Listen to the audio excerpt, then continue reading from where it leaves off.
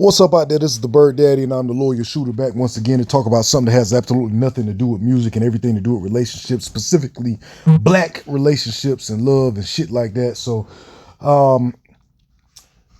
today I kind of just wanted to talk about being in the state of a relationship when that shit is over. When that shit is completely done and over with, and you've tried to do everything that you can do to try to keep it together, to hold it together. You've tried to rekindle whatever flame that y'all once had.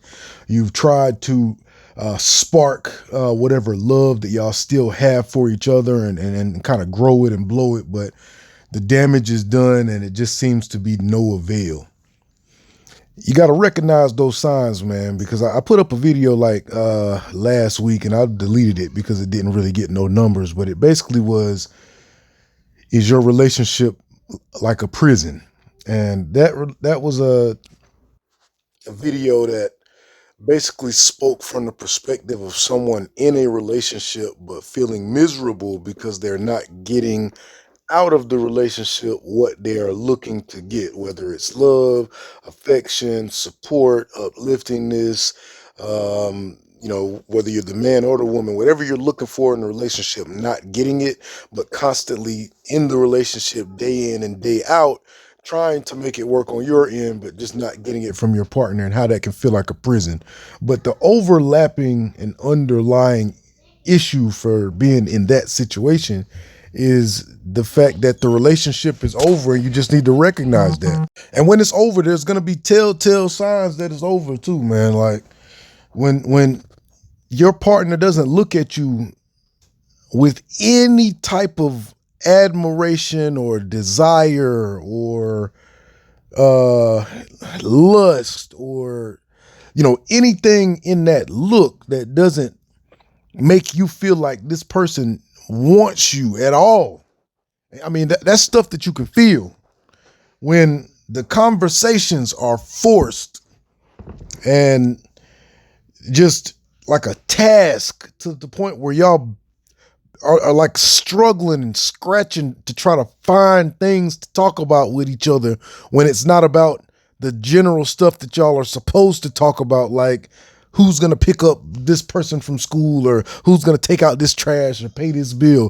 When the conversations outside of that are just dry and full of nothing, when the interactions are just lackluster and there's just no flirtatious, there's no fun, there's no happy, there's just nothing that just makes you feel like you're in something that is between two people who love each other, like, and you've sat down and you've had that conversation with each other. You've tried to do different things to try to pick out what is the issue. If there's been infidelity or there's been abuse or there's been some sort of habit that was identified by one person as being detrimental to the relationship. And if nothing has changed and you're just going through the motions, man, life is too short to not recognize when some shit is over and just hang some shit in and let that shit just fester into bitterness, because that's the only thing that will happen. Is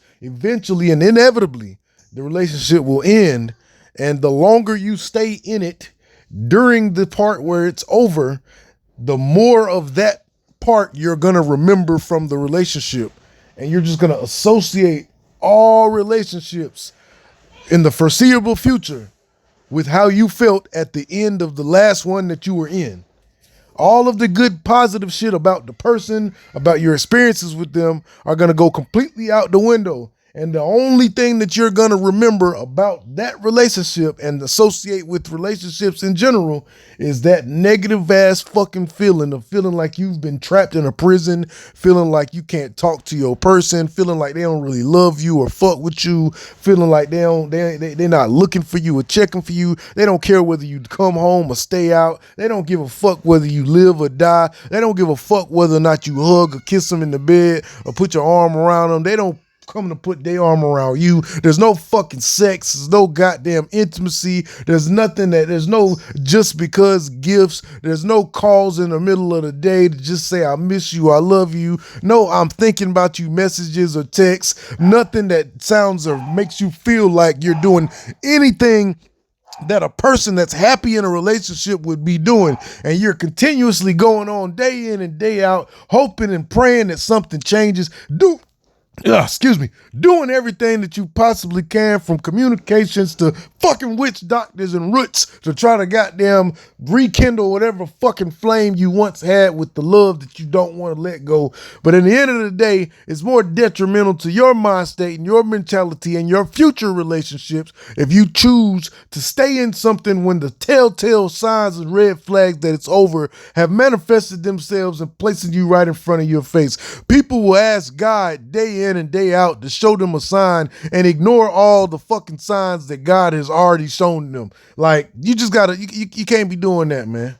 You can't be doing that, because you're putting yourself back into the dating market when you've decided that you're going to jump back out there after the relationship is inevitably over. But because you've exposed yourself to the trauma of staying in something that's been over, now you're putting your toxicity back into the dating market and fucking up the dating pool for people who are genuinely prepared and ready mentally to find someone and find love and commitment. So if you find yourself in that prison situation, or that situation where you know it's over and you feel it's over, and you've exhausted every resource that you feel comfortable you've exhausted, and at this point you're just sitting waiting for something to change, let that shit the fuck go and start your own healing process, because it's not worth it, bro.